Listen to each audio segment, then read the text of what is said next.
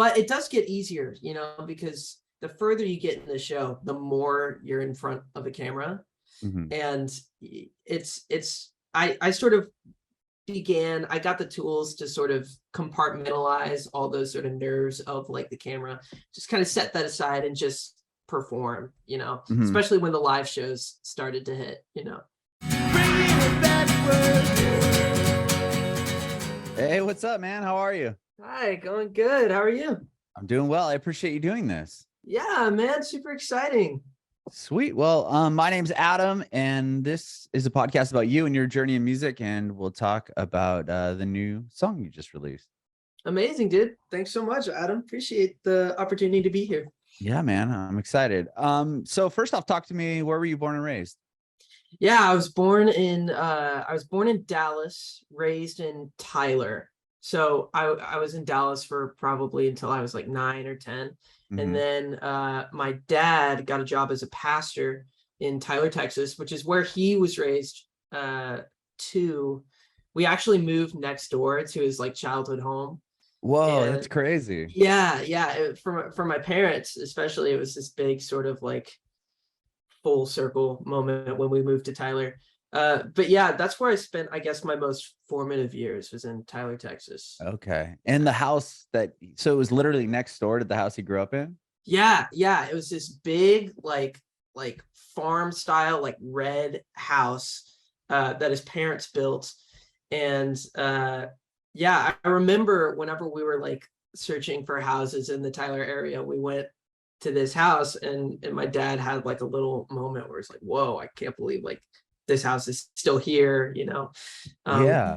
Who was living in it? Was the person they sold it to, or was it no, owners later? It changed hands. Yeah, it changed hands like a couple times after that. But that's wild. Still, yeah, it was cool to sort of be in the same stomping grounds that my dad was when he was a kid. We lived in the woods, and like he'd tell us stories about like hunting snakes in the backyard and like running around with sticks. Like, yeah, just real Southern Texas backwoods stuff sometimes. Wow. So did you go to the same high school and everything that he went to? Yeah, I did. That's wild. Yeah, it was crazy. And like, we became friends with like my dad's like childhood friends. And it was really this whole sort of, small world moment on like another level, like multi-generational sort of stuff. It was pretty cool. Wow. How far is Tyler, Texas from Dallas? Like in which direction? I'm not 100. Yeah. So it's familiar. Tyler's like about like an hour and a half east of Dallas. Okay. Yeah. Yeah, I have family in Plano. Oh, no way. Yeah. So we used to live in the Plano area, like when I was really young. Yeah. So I've been there a handful of times, but I wasn't sure where Tyler was. Okay, so it's just east a bit. Right on. Yeah. And what about music? How'd you get into music? Oh man, so it's hard for me to pinpoint when it like started, because I'd always been like singing and like somehow interested in music since I was like 2-3 years old. Like it's always sort of been there. But my dad being a pastor and us being involved in the church, it sort of started in that world. And then as I grew up, like went to like middle school and high school and started listening to like actual music, because like we really only listened to like Christian pop, Right, yeah, for like most of my life. And then I got into high school and like middle school, and I started branching out sort of my music taste and really sort of developing my musical palette. And that was also when I started playing guitar, and that was probably the biggest influence. And that was a big moment where I was like, okay, this is something that I want to pursue as a career potentially, was when I first started learning guitar. And that was, I want to say that was like 6th, 7th grade. Okay. Was there something was there something that drew you to guitar, or just had this, kind of ickling? Yeah, man, I think it was just seeing like a bunch of people playing guitar and just thinking, whoa, that looks really cool. Okay. There's definitely a bit of a cool factor at first. And then as I started playing and I started like learning songs to play, I you know, I'd see like John Mayer, like Ed Sheeran, especially at the beginning. Mhm. And just seeing how, you know, they were able to write and how everything sort of stemmed from the guitar. Um, I really wanted that. And, you know, I wanted to write songs. And for me, like guitar just seemed like the best place to start, really.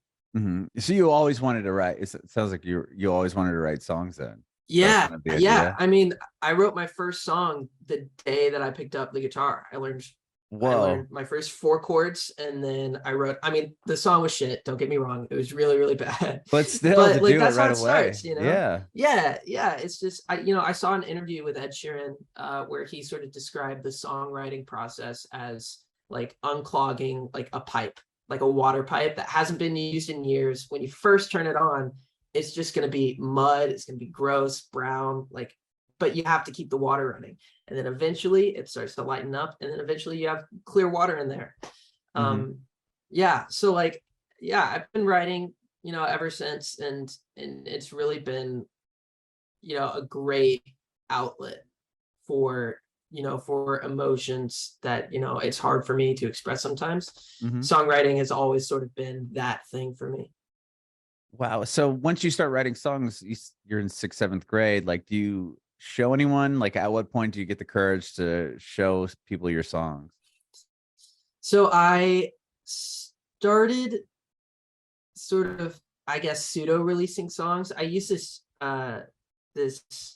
website called Reverb Nation when I was in Okay. high Yeah, school. I remember that website. And yeah, yeah. And the first couple songs, I mean, I didn't start sharing anything until high school, and the songs were still pretty bad back then. But yeah, I put it out, and it was really when like I got my heart broke for the first time, when Mhm. I started like actually writing like real songs about like actual life, because I'd sort of experienced a small amount by that point. Right. You probably hadn't lived much, up to Right. that point. No, yeah, exactly. Yeah, Okay. yeah. And so, you know, I started writing these like super sappy heartbreak songs, and then like posting them on social media. And I remember like it became like a whole thing, because like in high school, you know, I'd bring my guitar to school. I'd like play in the hallways whenever I had downtime. And so people knew like about me and that I wrote music, like my peers. And because I wrote these songs that were very uh immature and very sort of like name droppy stuff, everyone ended up knowing about all of my like Oh, my okay. personal like relationship stuff. But yeah, I mean, that was a weird time for sure, you know, just like putting putting out all these songs that, I mean, not really putting them out, you know, no one really listened outside of like my school or outside my like direct circle. But But you're showing them to the people that are gonna critique it the hardest, right? I mean, I always find that yeah, yeah, interesting that people do high like, yeah, schoolers are brutal, dude. right. Like the people that'll be like, the first show I ever played was like had a school talent show. It's like you're gonna put yourself up in front of all these people that you have to see for the next X amount of Right. years on a daily Yeah. basis. Instead of just playing the coffee shop to 15 people you'll never probably ever see again, you're, Right, right. I really guess going I pretty for much it. just jumped straight into the fire, you know, right off the That's bat. funny. So were you performing out at all? Speaking of that, like, were you doing those talent shows, or did you play local coffee shops? Did you start a band, Yeah. or was it all just kind of you? Oh man, I wish I would have started a band. I never did. I was pretty much solo the whole time. Because you know, in Tyler there weren't that many musicians around, and not as many that like were as young as I am. Like there's a bunch of Mhm. like old school rocker guys like in Tyler, you know. But no, I played out a little bit. You know, I was playing like farmers markets and coffee shops, like did that whole thing.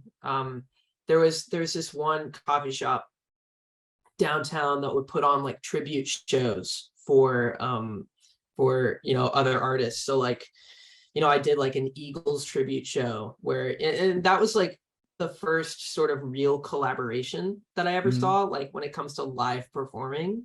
And sort of introduced me one to a lot of new music that I hadn't heard before, and sort of introduced me to sort of like the small artist scene that Tyler does have.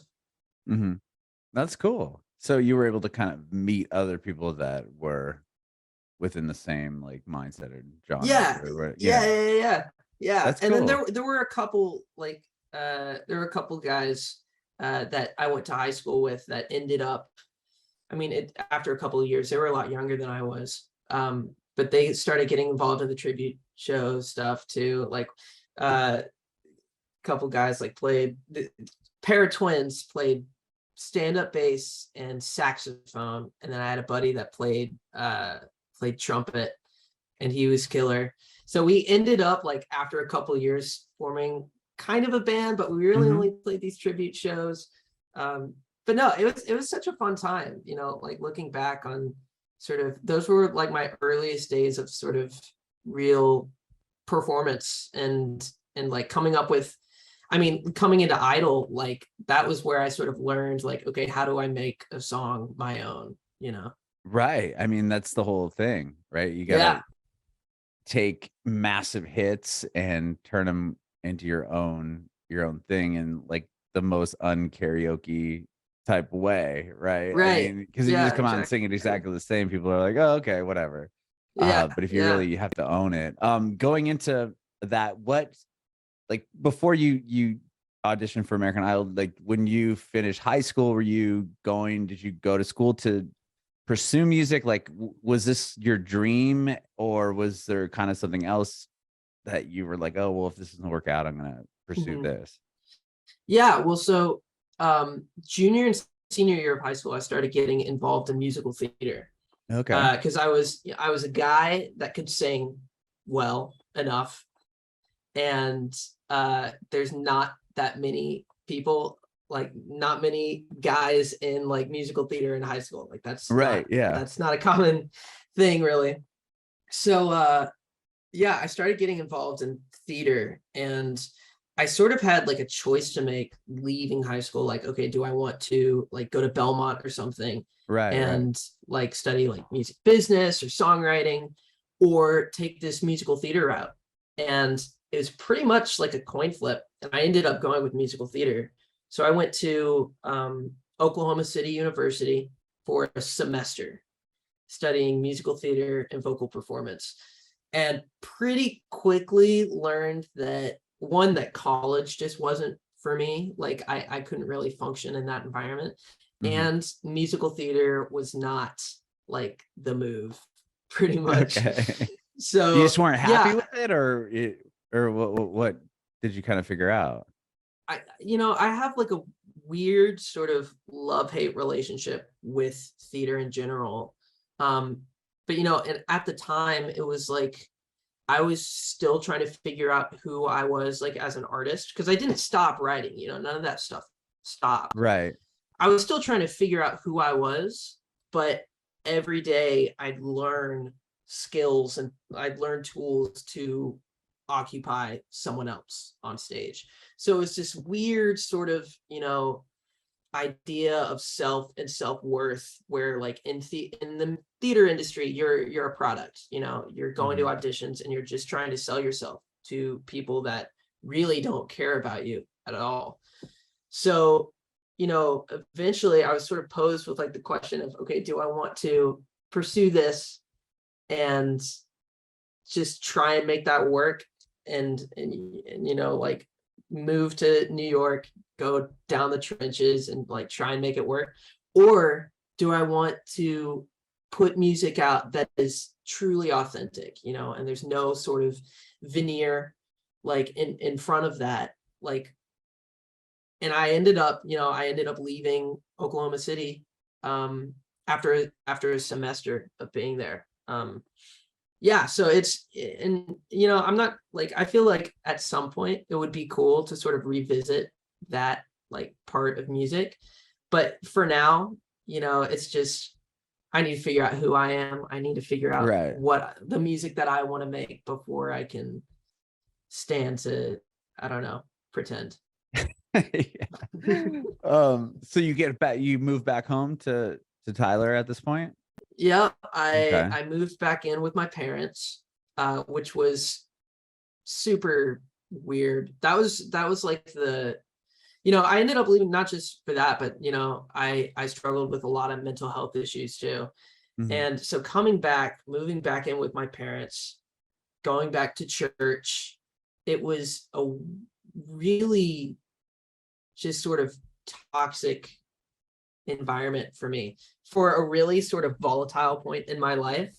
Um, and it was, Moving yeah, back home was the toxic place, or leaving or the yeah, college was? moving Oh, back okay. home and going back and like, you know, meeting again, like all these people that were saying, you know, you're going to go places, you're going to, you know, you're going to make it, all this great stuff is going to happen for you. And then quitting after a semester, you know, I I'd get in my head a bunch about like, you know, what are people thinking, you know, and whenever I Mhm. go to church, people would be like, so I heard that you dropped out of college because you were depressed. I was like, Well, oh, that's a that's not nosy. really, Yeah, yeah. yeah, like Wow, that's a bold that's like statement to make. yeah, I mean, that's like the aspect of being like a pastor's kid, you know, like your life is now everyone else's in that community. And so like, And that gives them the right to just spout out stuff like that to you. yeah, That's it's wild. tough, dude. It's tough I and it's can't wild. imagine that. Yeah. Yeah. Yeah. So that the first like couple of years that I was back, it took a lot of sort of reevaluating like my relationships and my relationship with like the church and with my family and sort of my own like priorities, so that I could get my mental stuff handled so that I can like actually take steps forward now. Mhm. Yeah. And so you once you kind of get a grasp on some of that, do you like are you living at home when you auditioned for American Idol, or where were you living at Yeah. that point? Or did you move at okay. So I moved out at one point. I was in like this tiny little apartment with one of my brothers, and it was after COVID. So I was planning on I was gonna try and move to New York, and then COVID hit, and then it was like, Oh, okay, well okay. that's not happening. Sure. So I you know, I was still with my parents, and then COVID started lightening up a little bit, and then we moved to this little apartment. Um, and we were there for about a year. Um, and then there was some lease stuff that happened. I can't remember what, but I ended up back at my parents. And then that was the year that that the Idol audition happened. Okay. Did you just go like I'm always curious to hear the stories that people have. I've interviewed a handful of people that were on American Idol Hmm. throughout the years, and everyone has kind of a different story of how they were able to, you know, make it on. Like, were you waiting in the line all day, or did they like reach out to you on social media, or like what was your experience? Yeah. So I don't actually think they do like the lines anymore. So since Oh, COVID I guess because happened, COVID, huh? yeah, so they've transitioned like totally to Zoom for those first like big cattle calls. Okay. I knew a lot of people that had gotten reached out to like through like Yeah, other like casting DMs people. and stuff. Yeah, Yeah, yeah. I never got a single one of those. No one knew yeah. who I was, dude. Nobody. No, I was talking with my aunt, and she lives in Italy now. She married an Italian, is over there, but she comes to the States every once in a while. Uh-huh. So I hadn't seen her in years, and she's like my number one like supporter. And we had just sort of this heart to heart of like, you know, I got another job. I was working the security desk job, and she was like, well, listen, Fritz, you're 22. You don't have to pay rent. You don't have like a wife or a girlfriend or a kid. You don't have anything holding you down right now. So if you're gonna make something happen, why not do something now and just Mhm. fully commit to it? Make a couple mistakes if that's what happens, you know, but just try something. And after that conversation, I saw an ad for the American Idol auditions on Instagram, and I was just kind of like, okay, well, we'll give it a shot. Yeah, so I Wow. auditioned just in the cattle calls with everyone else, which was honestly, I like. it it wasn't that it wasn't that bad because I was at home. I was like in my room, just kind of waiting. I Like mean, it you was just just wait like around? this. Yeah, yeah. Yeah, Were you just yeah. You waiting just for your wait. chance? Pretty much, yeah. So like you sign up and uh you do your first sort of audition, and then I think there's like 3 or 4 rounds of like producer auditions Yeah, where they before you get see to you. sure. Yeah, yeah. And then yeah, I sang my last song, and one of the producers let me know like within, I want to say like 20-30 minutes after I sang, that I'd be auditioning for the judges in Austin. Wow. So did you go out to Austin then and it's in person? You get to Yeah, be there. What was that must have been so much different than singing to a yeah. producer like this. Oh man, it was wild. I went up there with my dad. I was really glad that he was able to be there. He was really helpful. I do this thing where every time I travel, I forget at least one really important thing. And this time it was pants. Like I didn't bring like nice pants to wear. I just had a bunch of sweatpants. So I was like, Dad, we need to go to the mall or something. So like at 8 o'clock at night, like he drove me to the mall. We got like a pair of dress pants or whatever. But That's no, funny. it was a trip because I'd watched the show, like especially when I was a kid, like Right. so much, and like to be in those rooms, um and those rooms just being like, I mean, it's just like 60 chairs or something, and everyone's just kind of sitting there waiting. It was I don't know, it was amazing. Like that first audition was really, really super special, and being able to meet so many of the other people that audition, who like people don't see, because they Mm-hmm. don't air everyone that auditions on the show. No, for So, sure. man, I made so many friends that, I still keep in touch with just at that first Austin audition. Like there's some amazing musicians, and it sucks that some people like they don't even know like who these people are. They didn't have a chance to see them. But yeah, I mean, it was amazing.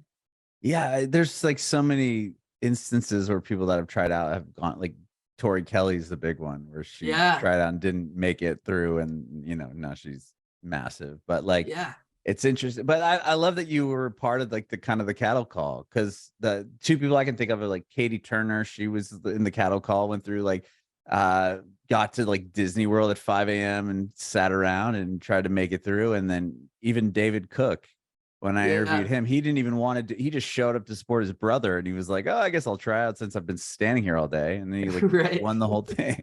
Yeah. So it's like it's cool to hear kind of the back story behind that. So like once you sing to them and like you pass through, that must have been such a big moment for you. Yeah. It was super emotional for me. I remember there's a specific moment where, I'd gotten my ticket, and I was going back out to do some sort of interview, or just a little blip of like, I'm going to Hollywood, blah, blah, blah, all that Yeah. stuff. Show your And ticket. then, yeah. And then the producer behind the camera just said, Fritz, look at your ticket. And I was like, okay. And he said, like, just look at it. What are you feeling? And I remember I just saw like my reflection in the ticket, and I just started like crying. I was like, oh my God, like this dude, these producers know exactly how to push your buttons, dude. Like exactly how to just get the floodgates going. So it was, yeah, that was when it really sort of hit that like, oh my gosh, this might happen for me. And I was super excited to go to Hollywood Week too, because like that was, even though it's on TV, it always looks super stressful. It was Uh-huh. always my favorite part of the show. Was like the duet rounds and all that stuff. So I was really, really excited to be a part of that. Yeah, and then to advance so far, that's Yeah, so cool. I mean, wow. yeah.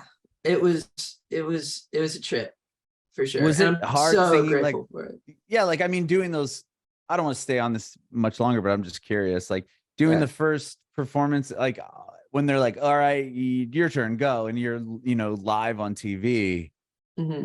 does that kind of get easier as it goes along? I mean, I would imagine the very first time just being for me, I would have been like deer in headlights. But a lot Yeah, of I people, some mean, people just go out and they don't give a shit about the camera. mhm. Yeah, I definitely gave a shit about the camera a little too much. At that first audition, I was so nervous. But it does get easier, you know, because the further you get in the show, the more you're in front of a camera. Mhm. And I sort of I got the tools to sort of compartmentalize all those sort of nerves of like the camera, just kind of set that aside and just perform, you know, Mhm. especially when the live shows started to hit, you know. Mhm. With I know once you get to a certain point, they I don't know if you can even talk about like contractually, you've got kind of uh like a bit of a block, right? When it comes to releasing music and everything, like having your own songs.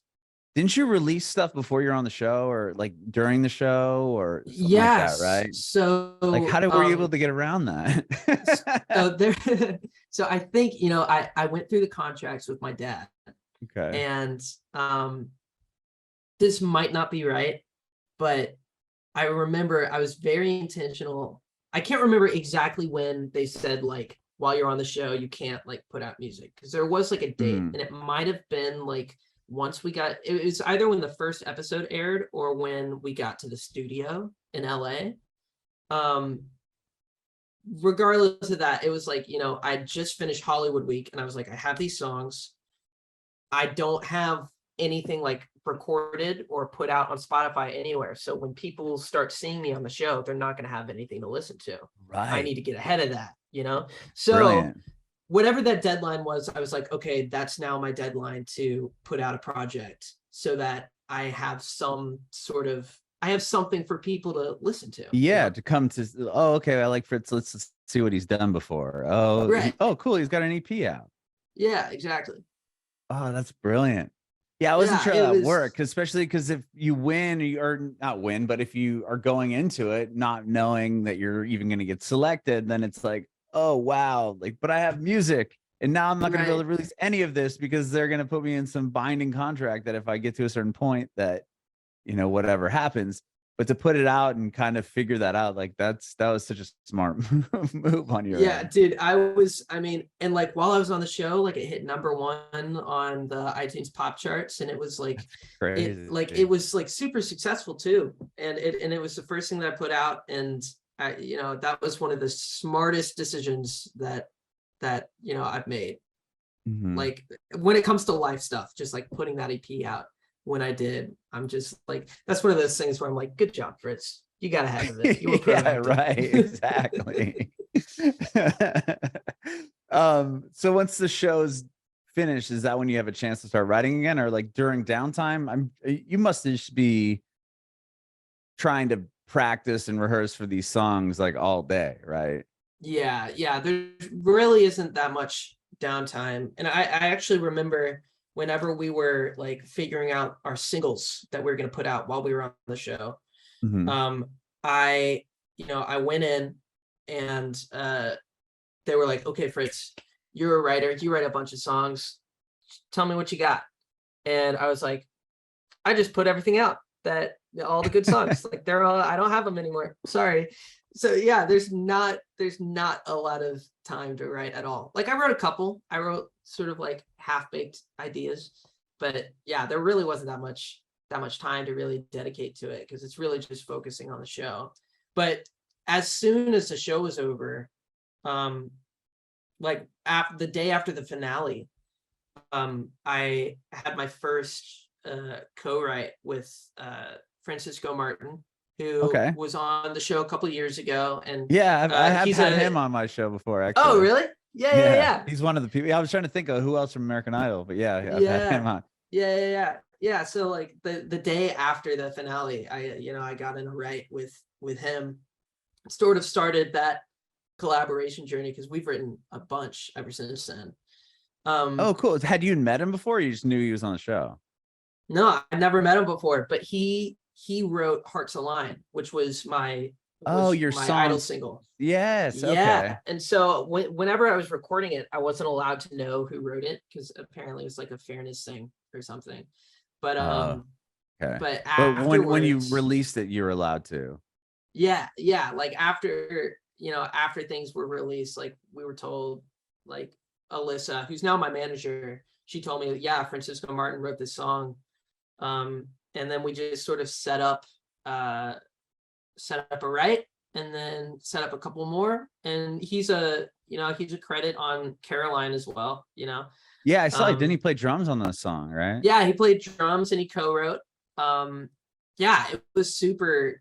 I was super glad that I was able to sort of foster that relationship right after the show. Like that was like as soon as possible, because I wanted to make it a priority of, just getting to work as soon as I possibly can and reaping the benefits from the publicity that the show gave me. Right, So, right. You want to kind of strike while the iron's hot, so to speak.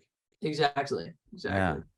Yeah, I talked to him. I've had him on twice. I was trying to remember. It was when he put out Manic was the most recent one. So it was kind of recent, I guess, within the last year. That EP out. Yeah. So I wonder if around what time you were probably working with him.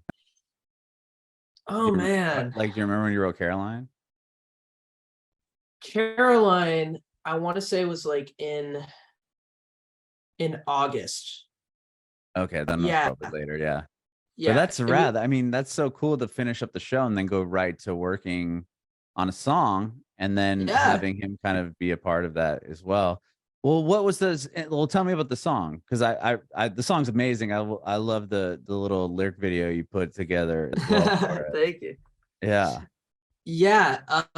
Caroline, I mean, it's just it's a fun song. Right after, the show and after putting out my first EP, I was like, okay, I have an opportunity now, and I have the resources now to sort of experiment with new sounds. And I'd always loved like the indie rock vibe. Like I've always loved music like that, but I didn't have the tools really to make it. I didn't have an electric guitar, like I just had an acoustic. It's all that I was working with. So, in that first writing trip to LA, I got in the studio. It was me and Drew Pearson and Francisco Martin, and we just started sort of jamming a little bit. And Francisco was getting a bunch of texts from our manager's assistant about like posting on social media and stuff like that. And I think it was actually promo for his Manic EP. So he was like, he was like getting kind of annoyed, and he said like, her name's Carolyn. So he was like, oh, Carolyn. And I thought that he was singing a melody, and I thought he was singing Caroline. And I was like, oh my gosh, dude, that's the song, man. That's it. And we just ended up rolling with it. He didn't tell me that he didn't tell me that. The backstory real behind it about begging him to post on Instagram or whatever it was. Exactly. Yeah, I had no idea until like a week or two afterwards. But yeah, I mean, that's just sort of the nature of it is of songwriting, is chasing just weird ideas like that don't even seem to be ideas in the first place, because you never know what's going to come out. But yeah, I mean, it sort of already started with this fun sort of lighthearted nature as we were making it. And I think the story just sort of followed that sort of vibe. I like to describe it as like a sitcom cold open, like put to music, because it's about like this guy who has a one night stand, and he wakes up the morning after and he can't remember the girl's name, and he's like, oh my god, what am I gonna do? So he takes her to Starbucks or something, takes her to a coffee shop, and gets her to like, tell her name to the barista. And that's when he like learns her name. Remembers. Like, yes, so I remembered it. Like I did it. So like, a super creative storyline to thank you. It is like it totally could be like a Seinfeld episode or something. Right. And like in reality, this narrator is just such an asshole. Like that's such just like a shitty thing to do. But if you frame it a certain way, and if you tell it from a certain perspective, and you put the right music behind it, like you can make it about anything. You can make it feel any type of way. And I've been really enjoying like finding the balance between like comedy and like tragedy, you know. And so Mhm. for each song that I'm writing for this next project, I'm sort of like adjusting that balance between the two. I love it. It's a great song, and this is the first one you've released, right? That's just aside from the EP, like after Mhm. American Idol, and the one that wasn't the song that they give you, kind of the Right. single that you get to play or whatever. So this is Yeah. your first one. So is this kind of like gonna set what the next, like, this project is gonna look like, or do you have the songs done like from here on out? Did you just have this one ready to go? Like, where are you at when it comes to releasing? So this was the first one that we like we wrote it and it was dope, and then we played it live in Nashville, Oh, and where'd you we were play in like, Nashville? okay. That's where I'm at. Yeah, we played Whiskey Jam. I'm actually in Nashville right now. I just moved here. What? Yeah, dude. That's crazy. We should be Bro, hanging out in person. yeah, we should hang sometime. Do you live in Nashville? Yeah, just moved here with my brothers. So Wow. Well, we'll yeah, talk man. after this. Yeah, for sure. Wow. But no, Okay. yeah, we played Whiskey Jam. And 19 Recordings put on a little night at Whiskey Jam at Winners and Mhm. played Caroline there. And it was like that was truly like, the gates opened. Oh, like this is the song that we need to like chase. And yeah, it's sort of it I think it's gonna set the tone for what this project is gonna look like for sure, and sort of how my writing is developing now. Um I'm really, really, really excited for this next project. And we have a couple releases lined up. The whole thing isn't put together yet, but Mhm. we're sort of taking it step by step, song after song. Yeah. That's exciting. Have you been working here in Nashville, or were you still writing out in LA? I was Or taking trips is to Francisco in both Nashville? places. He's in LA, I think, right? Yeah, Frank is Yeah, in yeah. LA. Okay. No, yeah, but I've been taking trips to both, and I sort of knew like I'm either gonna land in LA or Nashville. It was just a matter of what makes the most sense right now. And Mhm. then yeah, Nashville just made a whole lot of sense. I have a bunch of friends here. I I love the songwriting like vibe here, Yeah. because like in LA you'll go to a write that starts at like 10 p.m, and go until like 4 in the morning. You're like, oh, but here like people treat it like a 9 to 5, which for Right. me like it's just like really refreshing to be able to just get in, eat lunch, get out, eat dinner, just like a normal sort of day. Sure, sure. I Yeah. love. Yeah, I think you made a wise decision. I'm from San Diego, so I know LA really well. Like, it's funny Oh because I yeah. I moved here. My family and I moved here like a almost 2 years ago now, or like 2 years ago now. So we're new Amazing. to Nashville. We love it, man. We love it here. So that's cool that you're here too. That's awesome. Yeah. Very, very cool. Well, thank you so much for doing this, man. I appreciate it. Yeah, dude. I mean, I always down to to come on here. Super, super fun, man. Awesome. I have one more question. I want to know if you have any advice for aspiring artists. Yeah. Oh man. I would say right now, and because this is sort of what my focus has been recently, um, social media. Just figure it out. Like it can be really, really tough to stay present on like TikTok and Instagram and all those things. Um, but it really is such a powerful tool, And like, even being on this podcast, like it's, just the ability to have a direct connection with the people that support you is something that the music industry has never seen before. Before the internet, you had to go to live shows in order to like, actually maybe get the chance to meet the artists that you listen to. And now, like, as artists, we have the power to connect with people on a very personal level from halfway across the world. So I think viewing it, like shifting your perspective as an artist on social media. Don't make it a detriment, make it a strength, you know. That'd be my one piece of advice right now.